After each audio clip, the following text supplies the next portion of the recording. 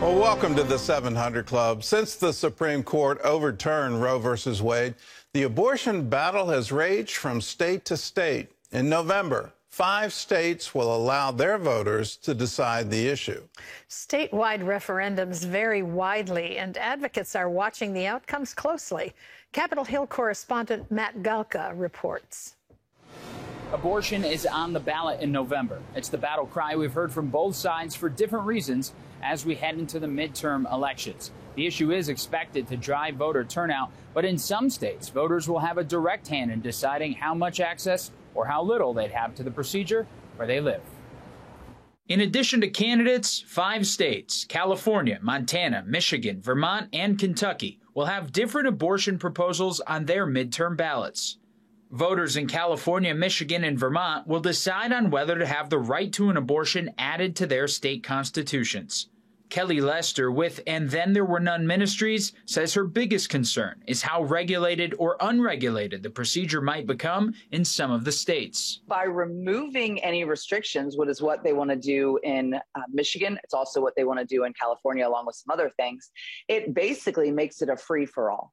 And so there will be no inspections of abortion facilities. There will be no mandates on what level of care the women are getting at these locations. And so it really is a very, very dangerous thing. If approved, the Kentucky amendment would stop the state from, quote, securing or protecting the right to abortion or require funding of an abortion.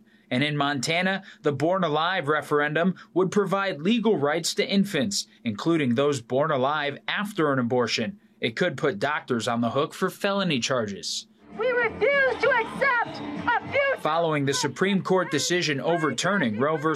Wade, the country saw how abortion could be a political weapon in the midterm election cycle.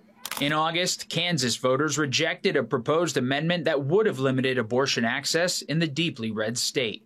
The Human Coalition's Chelsea Yeoman doesn't believe that result is a sign of things to come. Kansas was a really unique situation where the wording on the ballot was confusing. You had tens of millions of dollars pouring in, Planned Parenthood going door to door. So I don't think that's indicative of American sentiment. I think Americans understand that humans in the womb are alive and that they are human, and overall that some life should be protected. The outcome could end up being a patchwork of rules nationwide because federal proposals on both sides of the aisle regarding the procedure will likely not have enough votes to pass. It's why some pro-choice Democrats believe the statewide measures are important. The Democrats are for codifying Roe. We have a bill that's passed the House. It's passed hopefully will pass the Senate. The Republicans, as you know, with Lindsey Graham, want to have a ban, and they're debating how many weeks to have that ban. Let me say this. I mean, my guess is many of your viewers will disagree with my view on abortion. I think it is a fundamental right for women to make that decision with their doctor. We can agree to disagree, and the question in this country is how can we start having conversations, being true to our ideals and principles, but still finding common ground. Voter registration data would indicate that Democrats have made some gains, especially with women, since the Supreme Court's decision to overturn Roe v. Wade. But other polling would indicate that abortion is ranked in the middle of the pack, behind things like inflation, the economy, and crime when it comes to reasons why voters are being driven to the polls. What does that all mean? Well, it means that all eyes will be on results as they start to roll in on Election Day in November. Matt Galka, CBN News. Well, there's a big election coming up, if you haven't heard about it, and it's going to decide a lot of things. 5 states are going to have a similar referendum to what Kansas has. This is going to turn into messy democracy, and my hope is following the election, can we actually come together as a people and stop demonizing the other side? I'm hearing again and again, if the other side wins, then our democracy is at stake. It's not. It's not. These are elections. This is what democracies do. We have elections, and the good news is 2 years from now, we're going to have another election.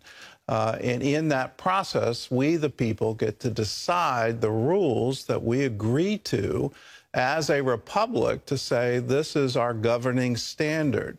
That gets upset when the Supreme Court, which is not a legislature, comes in and makes decisions for all of us that we have no appeal, we can't vote, we're disenfranchised. That's exactly what happened with Roe versus Wade. The Supreme Court made law. It's not in the Constitution. They found some shadow, some penumbra of the Constitution having to do with a right of privacy, and they turned that into legal abortion. Even Justice Ruth Bader Ginsburg said Roe was wrongly decided. So now we turn to ourselves and say, what do we believe, and how is that going to be reflected in the laws of the land? This is going to get messy, but that's part of democracy. Well, turning to the fight for control of Congress, Republicans are growing more confident of a red tsunami at the polls in 2 weeks. John Jessup has more on that story from our CBN News Bureau in Washington. John? That's right, Gordon. Republicans believe they have a good shot at taking the House, and they're hopeful they can flip the Senate, according to a report by Axios. Pollsters and political strategists believe the GOP could win 20 House seats and take solid control of the lower chamber. Republican leaders are also optimistic they'll gain at least one seat necessary to take the Senate. Polls show top issues for voters are the economy and inflation. That's a big problem for Democrats who control the House, Senate, and the White House currently. On CBS's Face of the Nation, House Speaker Nancy Pelosi said Democrats need a new message. When I hear people talk about inflation, as I heard him there, we have to change that subject. Inflation is a global phenomenon. The fight is not about inflation. It's about the cost of living. Polls also show President Biden's low approval ratings are hurting Democratic candidates. Well, turning to medical news, a severe respiratory illness among children continues to surge throughout the nation. Hospitals in 43 states and Washington, D.C. report an increase in cases of RSV, short for respiratory syncytial virus. Emergency departments have been full, our hospitals have been full, our intensive care units have been full. The respiratory infection is the leading cause of hospitalization in infants and can be life-threatening for both infants and toddlers. Symptoms can mirror the common cold or flu.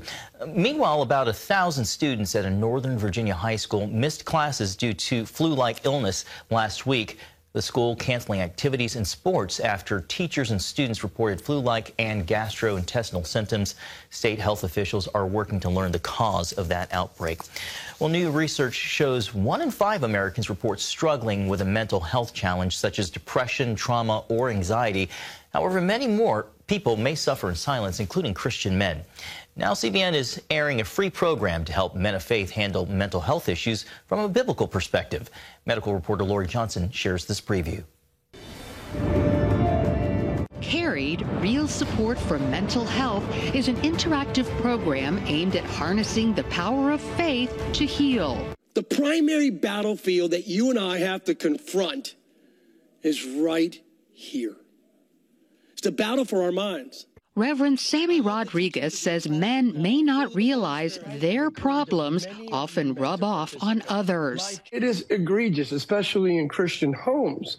So goes the mental health of the man to a great degree. So goes the spiritual vitality of the family. In the program, Rodriguez points out biblical examples of God's emotional healing. There's a prophet named Elijah in 1 Kings chapter 19 who suffered from anxiety, fear, and depression, and he required supernatural intervention.